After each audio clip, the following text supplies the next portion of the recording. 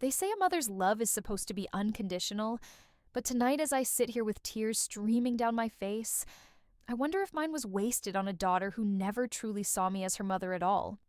Just a wallet with a heartbeat. Just a woman to use until I had nothing left to give.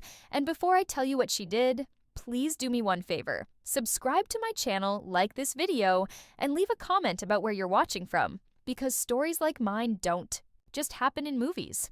They happen to real women like me.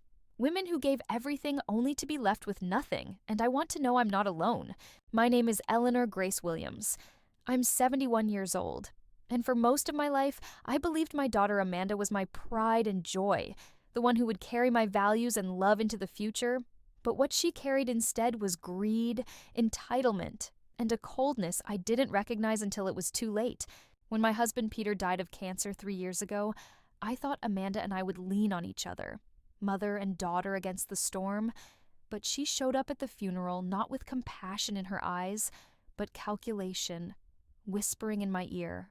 As we stood over his casket, "Mom, you can't stay in that big house all by yourself. It's not safe. It's too much for you." Mom, and I wanted to believe she cared. I wanted to see her as the protector, but I should have noticed the way her hands lingered on the banister, her gaze sweeping across the living room like she was already rearranging furniture. And in the weeks that followed, she began visiting more often, not with meals or company, but with real estate brochures folded neatly into her designer purse. And each time she'd say, "Look at this senior community, Mom, pool, gym, bingo nights, you'd love it," while her eyes never left the square footage section, never left. The photos of houses in my neighborhood she'd bookmarked for herself, and I laughed it off at first, thinking she was overprotective, until one night she came with her husband, a smug man named Brad, who always called me ma'am like I was a stranger in his office, instead of the woman who'd helped raise him when he was broke and hungry. And over dinner, they cornered me with words sharp as knives. "Mom, you're too old to manage a mortgage, too fragile to climb stairs, too forgetful to live alone." And it cut me because I'd been nothing but independent my whole life, working as a school librarian for 40 years, paying off that home with my own salary while Peter's construction jobs kept food on the table. And yet, here was my daughter telling me I was weak, telling me I was incapable, until I started to doubt myself, until the walls of the house I'd built with love began to feel like a prison closing in. The final betrayal came one Saturday morning when I returned from the grocery store and found Amanda sitting on my couch with a stack of papers spread out like treasure maps. "Mom, it's all ready. Just sign here and you'll be free of the burden," she said sweetly, her voice sugar but her eyes steel. And when I looked closer, my heart dropped. Because they weren't rental agreements for me, they were transfer of deed documents. She was trying to trick me into signing away my house, the very house Peter and I had poured every ounce of sweat into, and when I hesitated, she snapped, "Don't be so dramatic, Mom. You don't even use half the rooms. You're wasting space and money. Brad and I deserve a place like this. You can live comfortably in a nice little senior apartment where people can keep an eye on you." And that's when it hit me like a truck. My daughter, the baby I carried, the girl I rocked to sleep with lullabies, the young woman whose prom dress I sewed with trembling hands late into the night, didn't see me as her mother anymore. She saw me as an obstacle to her dream lifestyle. I pushed the papers back toward her and said no, my voice shaking but firm. And for the first time in her life, she looked at me with hatred instead of love. "Fine," she hissed, "but don't expect me to come around anymore. Don't expect me to take care of you when you fall and break a hip. Don't expect me to waste my life babysitting some bitter old woman who can't let go." And then she stormed out, slamming the door so hard the pictures on the wall rattled, and I sank onto the couch clutching those papers, shaking from head to toe, because the person I had trusted most in this world had just shown me her true face. And it wasn't the face of a daughter, it was the face of a predator circling her prey. I sat there for hours, the house suddenly too big, too empty, too heavy with memories, wondering if maybe she was right. Maybe I was useless. Maybe I was a burden. But then I looked at the photographs on the mantel. Me and Peter in our 20s, standing in front of this very house when it was still just drywall and hope. And I realized, no, I wasn't useless. I wasn't a burden. I was the backbone that had carried this family for decades. And if Amanda couldn't see that, then the Betrayal was hers to carry, not mine. Yet even as I tell you this tonight with tears I can't hold back, I can't pretend it doesn't hurt, because betrayal by a stranger wounds the skin. But betrayal by your own child shatters the soul. And that, my dear listener, is only the beginning of what Amanda did to me. Because she didn't stop with the house. She went further, she went colder, and in the next part of this story, you'll hear how a daughter's greed can push a mother to the edge of despair and force her to make a choice between survival and surrender. And you'll want to hold your breath because the storm only grows darker from here. If losing my daughter to greed was like being stabbed in the heart, then what my son Matthew did to me was like having salt rubbed deep into that wound until I could barely breathe. Because when you raise two children side by side, you foolishly think if one turns away, the other will hold you up. You tell yourself that surely not both could abandon the woman who gave them life. But I learned the hard way that betrayal can come from every corner of your bloodline. And sometimes the son you thought was your protector is the one who shoves you hardest into the fire. And before I pour my soul out to you, please don't forget to subscribe to this channel, like this video, and share your thoughts in the comments. Because maybe your words will be the lifeline for someone else living this nightmare right now. Maybe your comment will make another mother feel less alone.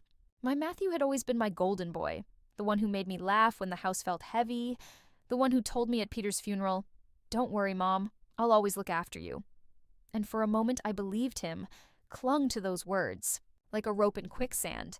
But what I didn't know was that his idea of looking after me meant looking after my bank account, not my heart. After Amanda stormed out of my life, Matthew started calling more often, asking if I was eating well, if the stairs were too much, if I'd considered hiring help. And I thought, finally, at least one child still loves me. But then one afternoon, he showed up at the house with a man I didn't recognize. Slick suit, sharp smile, carrying a briefcase.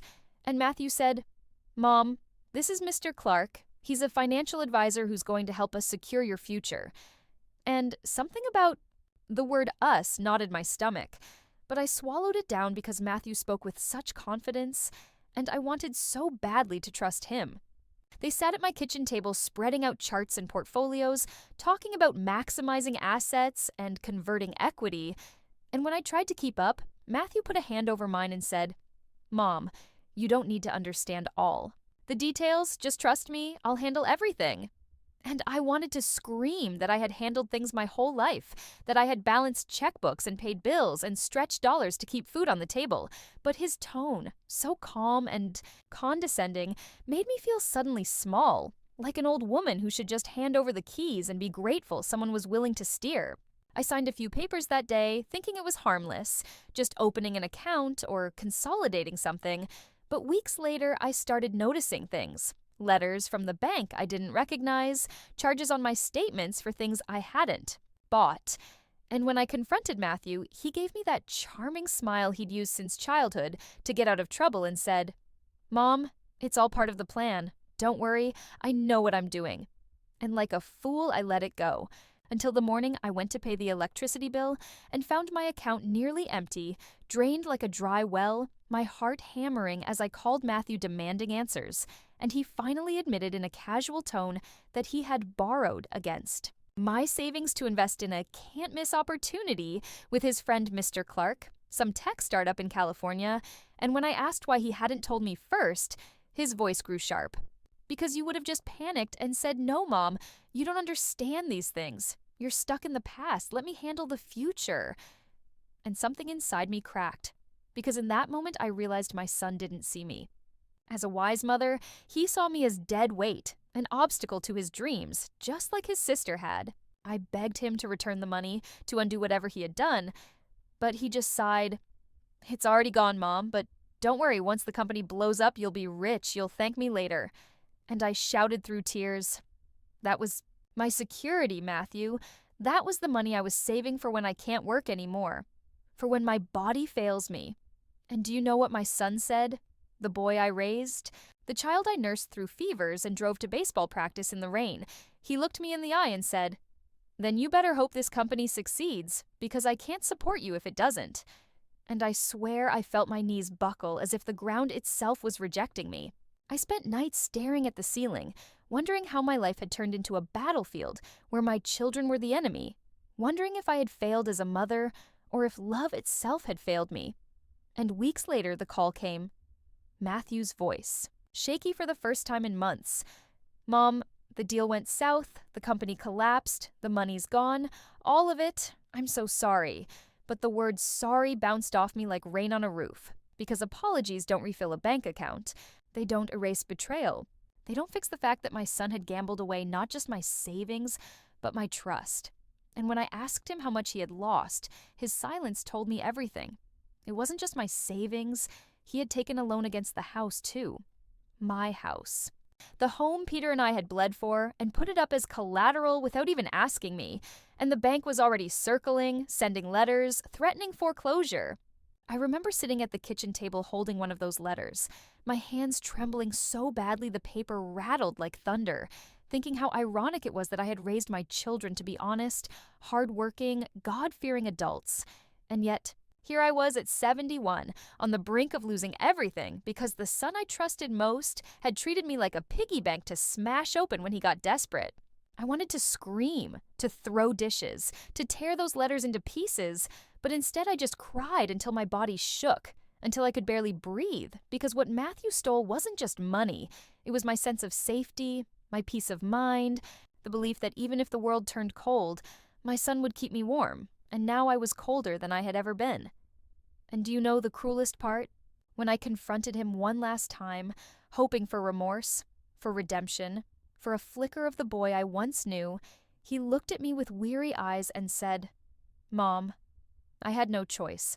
I was trying to build something better for all of us." As if betrayal could be rebranded as ambition. As if destroying me was just a necessary step on his ladder. And I realized in that moment that Matthew didn't see me as a mother anymore. Just like Amanda, he saw me as disposable. And as I sit here telling you this story, I want you to understand the depth of that cut. Because when both your children betray you, when the people you gave your body, your youth, your soul to turn on you like wolves, the pain is not just emotional, it's physical. It burrows into your bones. It makes every breath heavy, and I am left here asking the question no mother should ever have to whisper in the dark. What did I do to deserve this? And how much more of me do they plan to take before there is nothing left? If Amanda's betrayal shattered my heart, and Matthew's betrayal hollowed out my security, then what my daughter-in-law did to me burned like acid poured into an open wound. Because unlike my children, I had never expected perfection from in-laws. But I had prayed for decency, for kindness, for a bond that might heal the cracks between me and my own flesh and blood. And instead I found cruelty hiding behind a sweet smile and manicured hands. And before I tell you how deep this cut went, please subscribe to my channel, like this video, and leave a comment if you've ever been wronged by someone who pretended to love you.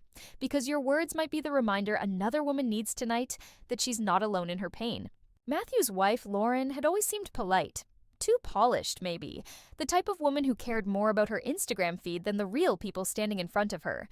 But I never judged too harshly, because I thought, if she makes my son happy, I will learn to love her. And for years I bit my tongue when she rolled her eyes at my cooking, when she criticized the curtains I'd chosen, when she whispered into Matthew's ear at family dinners like I wasn't even in the room, because I believed that patience would earn me a place in her heart. But after Peter died and my children started circling like vultures, Lauren saw her opening, and she wasn't satisfied with just my house or my savings. She wanted my dignity, too. It began subtly, with backhanded compliments that sounded kind until I replayed them in my mind. "You're so strong for someone your age, Eleanor. You did such a good job raising Matthew considering your limited resources. It must be so hard to stay fashionable when styles change so fast." Each word a tiny needle pricking my self-worth. And Matthew would just chuckle, dismissing my hurt as sensitivity. Until one evening when they invited me to dinner at their home, a dinner that turned out not to be a dinner at all, but an ambush staged with wine glasses and expensive cheese. Because halfway through the meal, Lauren leaned across the table, her perfume overwhelming, and said, "Eleanor, we've been talking, and it's clear you can't manage on your own anymore, so we think it's best if you move in with us.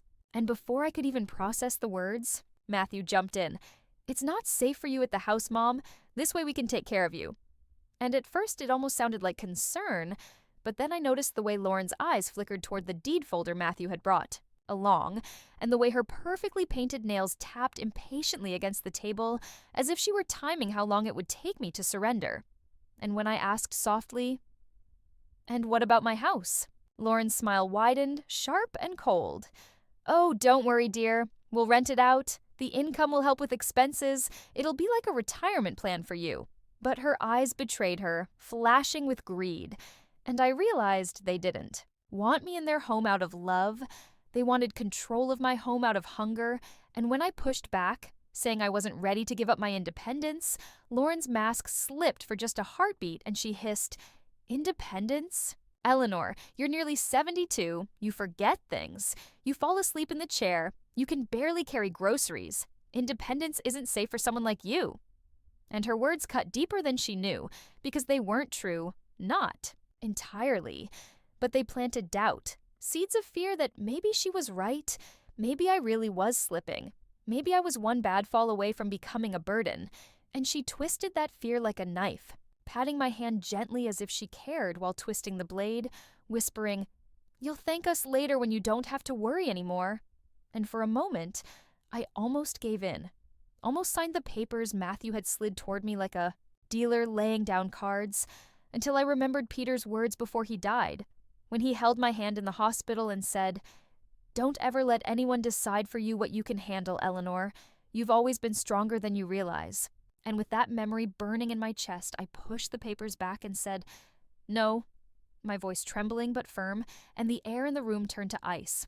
Lauren's smile vanished, her eyes narrowing with a venom I'd never seen before, and she stood up slowly, circling the table like a predator, her heels clicking against the hardwood floor as she leaned close and whispered into my ear, "You really think you can live out there all alone? You think when the bills pile up and the roof leaks and your body betrays you, anyone will come help? Matthew has his own family now. Amanda doesn't want you, and no one else cares. You'll be all alone, Eleanor. And when you're lying on that kitchen floor unable to get up, remember this moment. Remember that you chose loneliness over us." And then she pulled back, her lipstick smile returning for Matthew's sake. But the poison had already been delivered, and as I walked home that night, I felt it sinking into my bones. The fear of solitude, the fear of becoming invisible, the fear that maybe she was right, that maybe my stubbornness would be the death of me. For weeks afterward, she launched a campaign of quiet cruelty, calling neighbors to tell them I was struggling, dropping hints at church about my declining memory, planting seeds in the community that I was unfit to be on my own. And it worked, because people began looking at me differently, with pity instead of respect, offering rides I didn't need, asking if I remembered their names as if I were already slipping into dementia, and every time I confronted Matthew about it, he shrugged. "Mom, Lauren's just worried about you. Don't take it the wrong way." But I knew the truth. She was erasing me, one whisper at a time, so that when the day came to take my house, no one would fight for me, no one would question her. They'd all just nod and say, "Well, Eleanor wasn't managing anyway." And the cruelest part was that she did it all while smiling, while hugging me at family gatherings, while telling me I looked so good for my age, a dagger wrapped in velvet. I sit here tonight crying because I can't decide which betrayal hurts more, the open greed of my children or the quiet, calculated destruction by the woman who married into my family, the woman I opened my arms to, the woman I prayed would love me as her own mother. And instead, she chose to strip me of my dignity one rumor, one whisper, one cruel smile at a time. And maybe the most terrifying part is knowing she isn't finished yet, because people like Lauren don't stop until they have everything. And I can feel her eyes on my house, my life, my very identity, waiting for me to collapse so she can sweep it all away like dust on her polished floor. If Amanda sliced me open with cruelty, and Matthew drained me with lies, and Lauren stripped me of my dignity with whispers, then what my son-in-law Daniel did to me felt like being robbed in broad daylight. My soul left naked while he smiled at me as though he were doing me a favor. Because when your daughter marries a man, you hope at the very least that he will protect her, that he will honor the family he joins. But Daniel saw me not as family, but as prey. And tonight, as I cry telling you this story, I beg you, please subscribe to my channel, like this video, and share your thoughts in the comments, because maybe you'll remind another mother or grandmother watching that she is not crazy for feeling used. She is not wrong for naming the betrayal for what it is.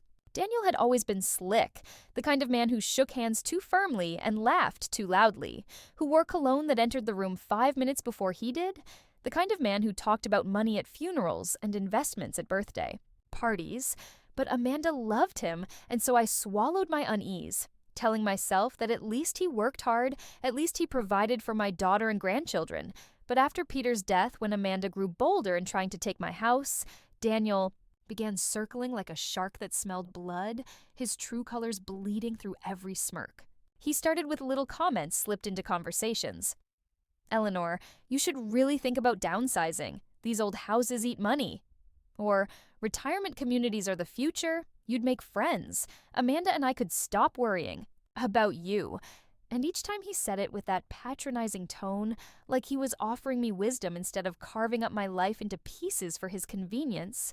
And when I tried to ignore him, he grew more direct, showing up at my door with contractors under the guise of checking on some repairs, but really measuring rooms and snapping photos. And when I confronted him, he shrugged. "Amanda and I are just thinking long-term, Mom. You don't want the place falling apart around you." And I wanted to scream that I had held this house together for 4 decades, that I had mowed lawns, patched roofs, balanced budgets, raised babies here. But to him, I was just an obstacle between him and the property value, a speed bump on his road to an empire. The final blow came on a Sunday afternoon when Amanda brought the children over, their little voices filling my kitchen with laughter, and for a moment I felt whole again, until Daniel leaned against the counter, sipping coffee like he owned the place, and said casually, "So, Eleanor, we've talked it over and we're ready to buy the house off you. Fair price, cash, you can move into something smaller and more manageable, maybe one of those nice apartments near the park." And I froze because it wasn't an offer. It was a declaration, like the decision had already been made, like I was just a loose end to be tied. And when I said firmly, "This house isn't for sale," his smile sharpened and he leaned in close, his breath hot with arrogance, and whispered, "Everything has a price, and you'd be wise to accept. Hours before life forces you into worse." And I knew then that this wasn't just greed, it was intimidation, because the man my daughter married wasn't asking me, he was threatening me. Weeks later, bills began arriving that I had never seen before. Tax assessments suddenly inflated, utility accounts mysteriously past due, though I had receipts for payments, letters from the bank questioning signatures on my checks, and when I traced the threads, I realized Daniel had been using his connections, his smooth-talking network, to tamper with my affairs, to make it look like I was slipping, like I was incompetent, so that when the day came, he could march into court and say, "See, Your Honor, she can't manage her finances. We need power of attorney." And the thought of being legally declared incapable, of having my life signed away to the man who smirked at my suffering, broke me in ways words can barely touch. Amanda stood by him through it all, blinded by love or poisoned by greed. I'll never know. But each time I begged her to see what he was doing, she shook her head. "Mom, you're imagining things. Daniel only wants the best for us, for you." And I wanted to shake her until the truth rattled inside her skull. But love makes fools of us all, and she chose her husband over her mother, leaving me with the cruel knowledge that the very people I had lived for, worked for, sacrificed for, were standing shoulder to shoulder against me, plotting to erase me. I remember one night waking up to the sound of footsteps outside my bedroom window, shadows moving near the garage, and when I flicked on the porch light, there was Daniel, bold as brass, clipboard in hand. "Just checking the property lines," he said with a grin that made my stomach twist. And in that moment, I knew. I was not safe even in my own home, because the man who should have been my protector was circling, waiting, planning, and I, a 71-year-old widow with no one left to trust, was left clutching the edge of my bed in the dark, whispering to myself, "Don't let them take me. Don't let them take me."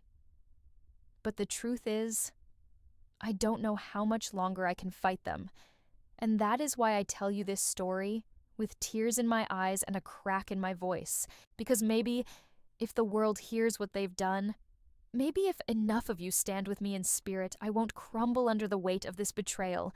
Because Daniel hasn't finished yet. No, he is just beginning, and I can feel it in my bones that the storm he is about to unleash will either destroy me completely or awaken a part of me I didn't know existed. And the question that keeps me awake at night is this: when the man my daughter chose finally makes his move to strip me of everything, will I have the strength left to fight back, or will I finally surrender to the people I once called family? When people ask me what betrayal feels like, I want to tell them it isn't a single wound. It's death by 1,000 cuts, each one deeper because it comes from someone whose face you once kissed goodnight, whose laughter once made you smile. And by the time I had survived Amanda's cruelty, Matthew's greed, Lauren's whispers, and Daniel's intimidation, I was no longer the woman I used to be. I was a shadow with trembling hands and red-rimmed eyes. And some nights I sat alone in the living room of my house, the house that had turned from sanctuary to battleground, just listening to the ticking clock and wondering if I even had the strength left to keep going.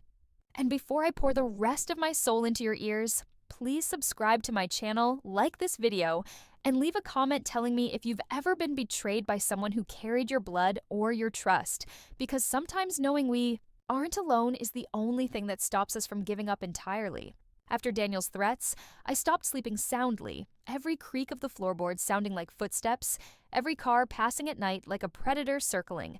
And the cruel irony was that the home Peter and I built with hope had become a base prison where I barricaded doors and prayed that the people I loved wouldn't destroy me completely. I tried to seek comfort in Amanda's children, my grandchildren, innocent faces that still lit up when they saw me. But even that joy was poisoned by Lauren's whispers and Daniel's lies. Because slowly, visits grew shorter, excuses multiplied, and one day when I called to ask if I could come to my granddaughter's dance recital, Amanda's voice snapped through the line, "Mom, it's too stressful for you. Just stay home. We'll send you a video." And I sat at my kitchen table, clutching the silent phone like it was a weapon, realizing they weren't just taking my money or my house, they were stealing my family from me, one excuse at a time. Matthew barely visited anymore, too busy chasing the next scheme to fill the hole left by his last failure. And when he did come, it was only to ask, "Mom, do you have anything left you could loan me until the next deal comes through?" His eyes darting around the house like he was already deciding what he could pawn off next. And I wanted to scream at him, "You already took everything." But my voice always cracked into a whisper because no matter how many times they bled me dry, they were still my children, and mothers carry the curse of loving even those who wound them. Nights grew colder, the silence heavier, and I found myself talking to Peter's photograph on the mantel, asking him if this was what we raised them for, if our love had somehow spoiled them, if the decades of sacrifice had only taught them to see me as disposable. And sometimes I imagined I heard his voice telling me to be strong, but then the shadows would close in and doubt would strangle me, whispering maybe Lauren was right, maybe I was slipping, maybe Daniel was right, maybe I couldn't manage, maybe Amanda was right, maybe I was useless, and the tears would pour until my chest ached and my breath came in gasps, because when betrayal comes from every side, you stop trusting not just others, you stop trusting yourself.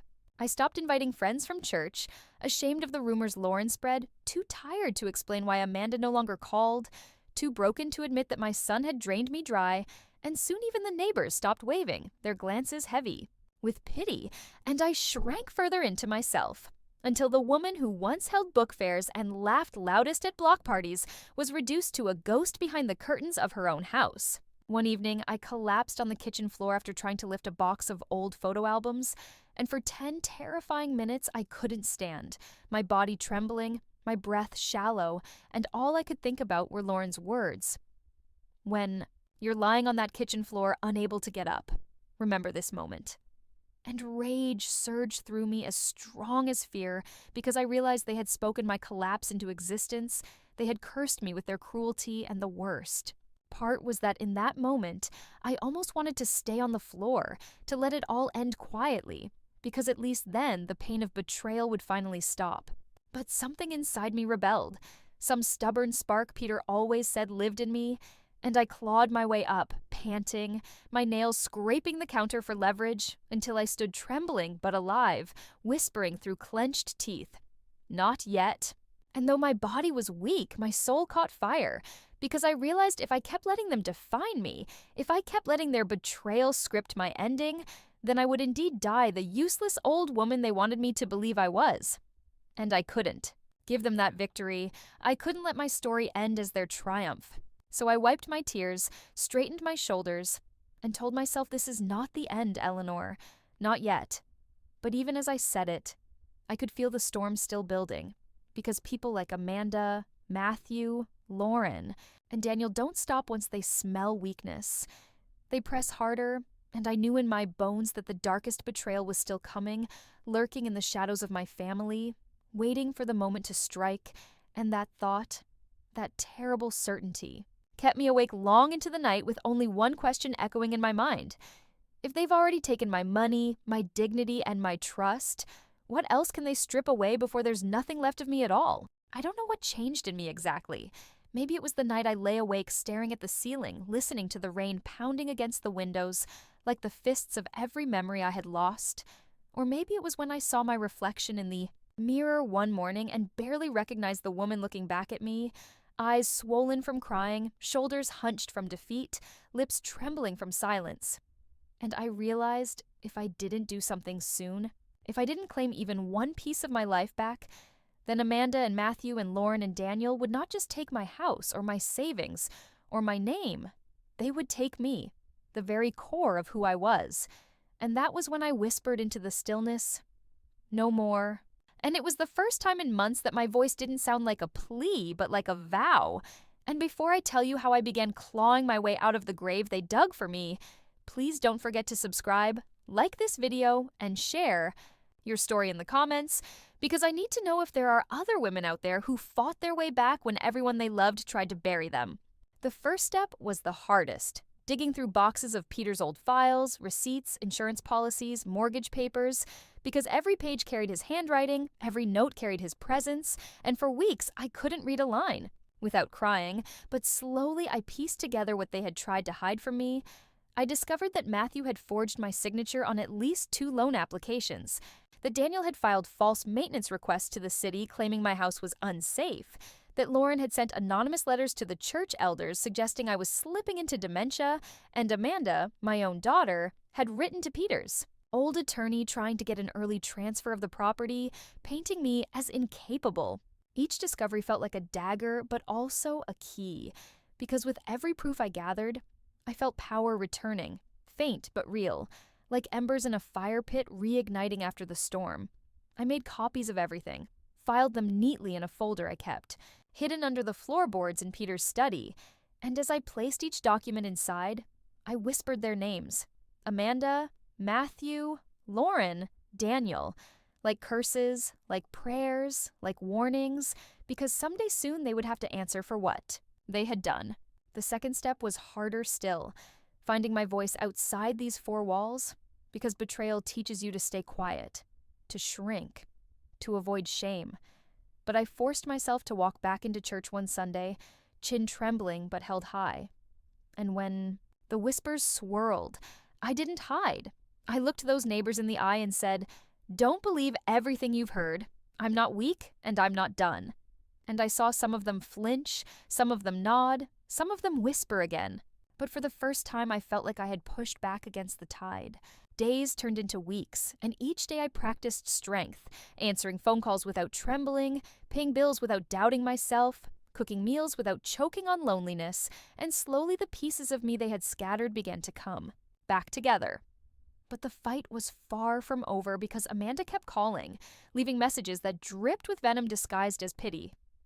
"Mom, you really shouldn't be living alone. You'll hurt yourself. Just let us take over."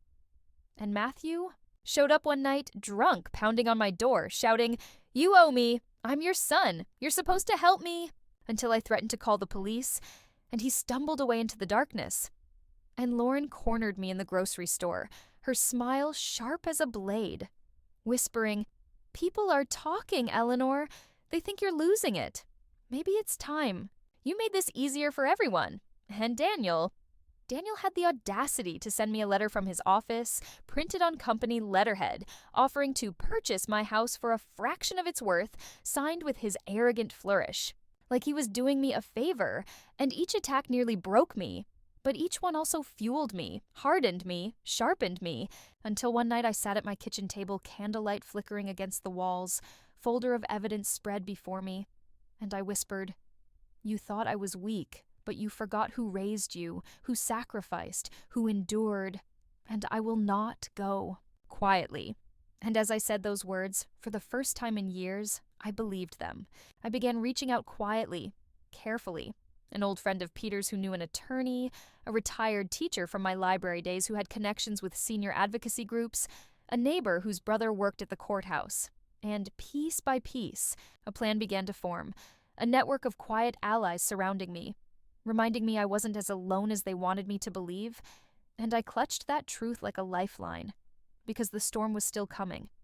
I could feel it, the final betrayal, the ultimate strike, and when it came, I would need every scrap of courage I could gather, because Amanda and Matthew and Lauren and Daniel thought they had already written my ending, but I was sharpening my pen, preparing to write my own, and the only question that haunted me now was this: when I finally stand up and fight them, will it be enough to bring them down, or will they drag me deeper into the darkness they've built around me?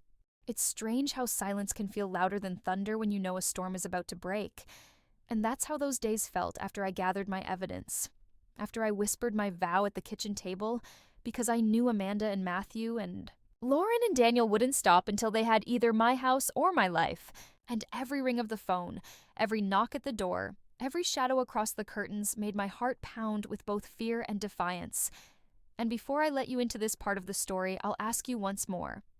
Please subscribe, like this video, and leave a comment if you've ever had to fight against people who should have loved you, because your words might be the reminder another broken soul needs to stand tall tonight. The first clash came from Amanda, my daughter, who arrived one afternoon without warning, her heels clicking on the porch like hammers driving nails into my coffin, and she didn't bring flowers or a smile. She brought a man in a gray suit carrying a briefcase. And when I asked what this was about, she looked me in the eye with no shame and said, "Mom, this is Mr. Ellison. He's helping me secure guardianship over you.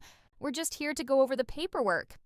And for a moment, the air vanished from my lungs, because there it was, the final strike, my own daughter trying to strip me legally of my independence, to declare me incapable, to hand control of my life to herself and her husband. And when I whispered, "Why, Amanda?" she didn't even blink. "Because you can't keep living like this. It's unsafe. You're forgetting things. The neighbors are worried. And frankly, Mom, you don't know how to handle money. You never did. Dad took care of everything." And I felt my knees weaken, but then I remembered the folder hidden in the floorboards, the proof I had gathered, the strength I had been rebuilding. And instead of collapsing, I straightened, forcing steel into my voice as I said, "You will not take me while I still breathe." And Mr. Ellison shifted uncomfortably, but Amanda just smirked. "The court will decide that, not you." And they left their papers on the table like they were leaving a bomb behind, knowing it would tick inside my chest until the hearing. The second clash came from Matthew, who appeared 2 nights later reeking of alcohol, shouting through the door that I had ruined his life, that I was selfish for not bailing him out of debt. And when I refused to open, he pounded until the glass rattled and screamed, "You owe me, Mom. You owe me everything. Without me, you're nothing." And I sat on the floor of the hallway, pressing my back against the door, tears streaming as I listened to my son, my golden boy, devolve into a stranger, until finally the neighbors came out and he stumbled away, leaving silence heavier than his rage. The third clash was with Lauren, who cornered me at church, her smile wide enough to split her face, whispering in my ear while everyone else shook hands. "You won't win, Eleanor. Everyone thinks you're slipping. No one will believe you. And when Amanda has guardianship, you'll thank us for putting you in a nice place where you can knit and nap and be someone else's responsibility." And she patted my arm like I was a child. But I met her eyes, and for the first time she flinched, because maybe she saw the fire there. Maybe she sensed I was no longer the meek old woman she had been erasing with her lies. The final clash came with Daniel, bold as ever, showing up in his shiny car, strolling into my driveway as if he owned it, and saying with that smirk that made my stomach twist, "We both know how this ends, Eleanor. You sign, we take the house, you move on with some dignity, or you drag this out and lose everything. Either way, we win." And I stared at him from the porch, gripping Peter's old cane like a weapon, and whispered, "Not this time." And something in my tone made his smile falter, just for a flicker, before he turned and left. But I knew this was far from over, because men like Daniel don't stop until they've crushed every bit of resistance. I spent that night at the kitchen table with my folder of evidence spread out, my hands shaking but my resolve strong, because now it wasn't just about surviving, it was about exposing them, showing the world what greed and betrayal look like when they wear the faces of family. And I called Peter's friend's attorney contact, my voice trembling as I said, "It's time. I'm ready to fight." And he promised me I wasn't alone, that I had more power than I realized, and for the first time in months, I slept not with fear, but with a strange, steady anticipation, because the battle had officially begun. And though my children and their spouses thought they had cornered me, what they didn't know was that I had been quietly gathering my weapons. And the question that burned through me as I drifted into sleep was this: when the courtroom doors finally open, when the truth is laid bare, will justice see the old widow they tried to erase, or will it finally see me for what I am? A mother. Betrayed, yes, but also a woman reborn in the fire of her family's cruelty, ready to fight with every last breath. The day of the hearing came cloaked in gray skies, as if the heavens themselves understood the weight pressing down on me. And as I stood outside the courthouse clutching my worn leather bag with the folder of evidence hidden inside, my knees trembled, but my spirit burned, because I knew this was it. This was the moment when years of sacrifice, months of betrayal, and nights of tears would collide with truth. And before I let you step with me into that room, please, I beg, you subscribe, like this video, and leave your thoughts in the comments, because maybe your words will remind another broken soul that courage doesn't belong only to the young, that sometimes the fiercest warriors are old women with nothing left to lose. Amanda sat at the petitioner's table with Daniel on one side, Lauren behind her, and Matthew slouched in the back like a sulking child. And not one of them looked at me.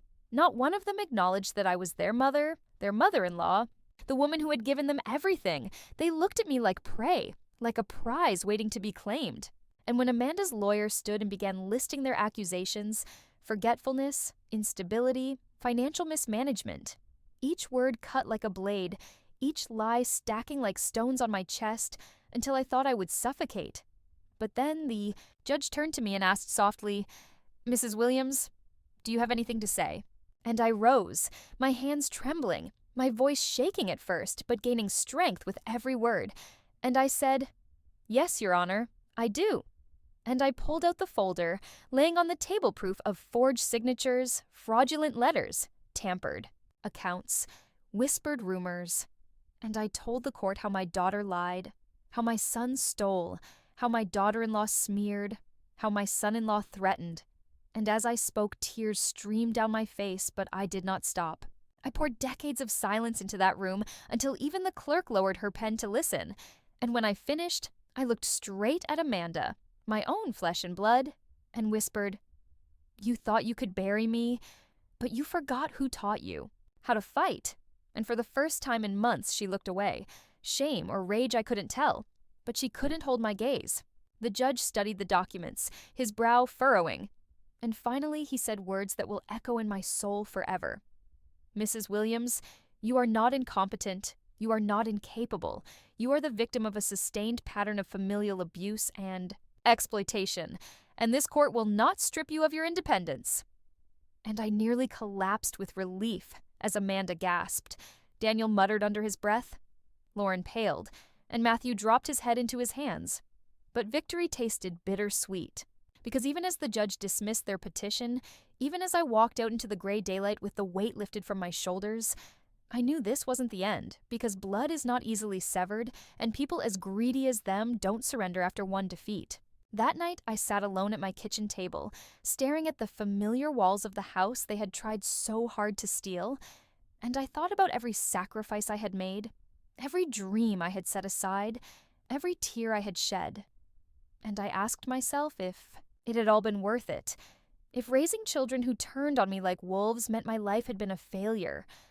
But then I remembered the neighbors who had begun smiling at me again, the church elder who had hugged me after court, the attorney who had told me, "You're stronger than most people half your age." And I realized maybe my story wasn't just about betrayal. Maybe it was about survival, about resilience, about reminding the world that old women are not disposable. We are not weak. We are not invisible. And if my children couldn't see that, then maybe strangers watching this video would. I wish I could tell you the story ended there with triumph and closure.